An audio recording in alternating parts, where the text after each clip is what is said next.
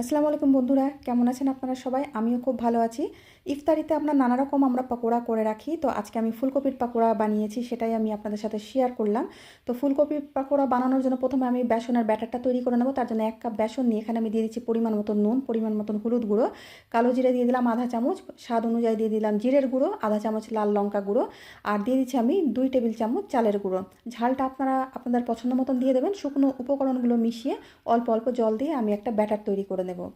তো আমি একসাথে কখনোই আমি বেশি জল দিই না, তাই আমি অল্প অল্প জল দিয়ে আমি একটা ব্যাটার তৈরি করে নিচ্ছি। দেখুন, ব্যাটারটা খুব ঘনও হবে না আর খুব পাতলাও হবে না, মানে মিডিয়াম ঘনত্বের ব্যাটারটা তৈরি হবে। তো ব্যাটারটা আমার তৈরি হয়ে গেছে, দেখুন ঠিক এরকম ঘনত্বের হবে। তো আমি যেহেতু 2 রকমের পকোড়া বানাবো, তাই অর্ধেকটা ব্যাটার আমি তুলে অন্য জায়গায় রেখে দিয়েছি, আর অর্ধেকটা ব্যাটারের মধ্যে আমি দিয়ে দিচ্ছি বেশ কিছুটা ধনেপাতা কুচি।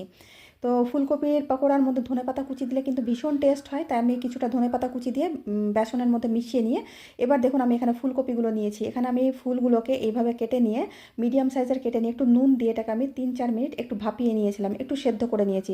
এমনভাবে সেদ্ধ করতে হবে যেন ফুলগুলো ভেঙে না যায় আর একেবারে যেন গলেও না যায়, মানে এরকম গোটা গোটা থাকবে অথচ যেন হালকা সেদ্ধ হয়ে যায়। এবারে সেদ্ধ করা ফুলকপিটাকে আমি এই বেসনের ব্যাটারের মধ্যে দিয়ে দিলাম। বেসনের ব্যাটারের মধ্যে দিয়ে খুব সাবধানে আমি এই বেসনের সাথে আমি ফুলকপির ফুলগুলোকে আমি মিশিয়ে নিচ্ছি। দেখুন এইভাবে মাখিয়ে নিচ্ছি। এমনভাবে মাখাতে হবে যেন ফুলের সমস্ত জায়গায় যেন বেসনের ব্যাটারটা যেন মাখানো হয়ে যায়, মানে যেন লেগে যায়। দেখুন খুব সুন্দরভাবে আমি মাখিয়ে নিয়েছি। এবার আমি পকোড়াগুলো ভেজে নেব। তো পকোড়া ভাজার জন্য এখানে আমি কড়াই বসিয়ে তেল গরম করে নিয়েছি। তেল গরম করে তারপর আমি এক একটা ফুলগুলো আমি দিয়ে দিচ্ছি। আর কত সুন্দরভাবে ফুলের প্রত্যেকটা জায়গাতে বেসনের ব্যাটারটা কিন্তু লেগে গেছে, আপনারা দেখেই বুঝতে পারছেন। তো এইভাবে মাখাতে হবে।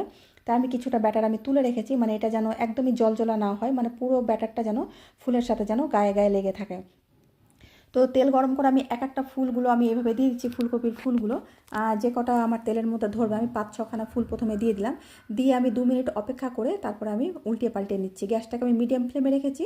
আমি যে কোনো পকোড়াই কিন্তু গ্যাসটাকে মিডিয়াম ফ্লেমে রেখেই ভাজি, তাতে কী হয় পকোড়াগুলো মুচমুচে হয় আর ভেতর থেকেও পুরো একদম খুব সুন্দরভাবে ভাজা হয়ে যায়। তো 5 থেকে 6 মিনিট উল্টে পাল্টে আমি পকোড়াগুলো দেখুন লাল লাল করে ভেজে নিচ্ছি। ভেজে নিয়ে এই খোলাটা আমি তুলে নিচ্ছি। এই ব্যাচটাকে তুলে নিয়ে তারপরে বাকি যে ফুলগুলো আছে সেগুলো আমি এক এক করে আমি তেলের মধ্যে দিয়ে দিচ্ছি। তো ভীষণ টেস্টি হয় খেতে, তাই একবার হলো ট্রাই করে দেখবেন। ফুলকপি এখন শেষ হয়ে এসছে, কিন্তু শেষ হয়ে গেলেও মার্কেটে এখন ফুলকপি পাওয়া যাচ্ছে, তাই এই ইফতারে একবার হলেও তৈরি করে দেখবেন আর জানাবেন যে আপনাদের কেমন লাগলো। তো দ্বিতীয় ব্যাচটাও আমি ভেজে তুলে নিয়েছি। তুলে নিয়ে আমি আপনাদের দেখাচ্ছি যে উপর থেকে কতটা ক্রিস্পি হয়েছে আর ভেতরটা কতটা নরম সফট হয়ে আছে।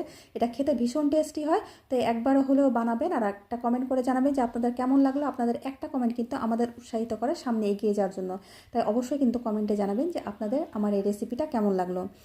আর আজ আমি এরকম নানা রকম আমি রেসিপি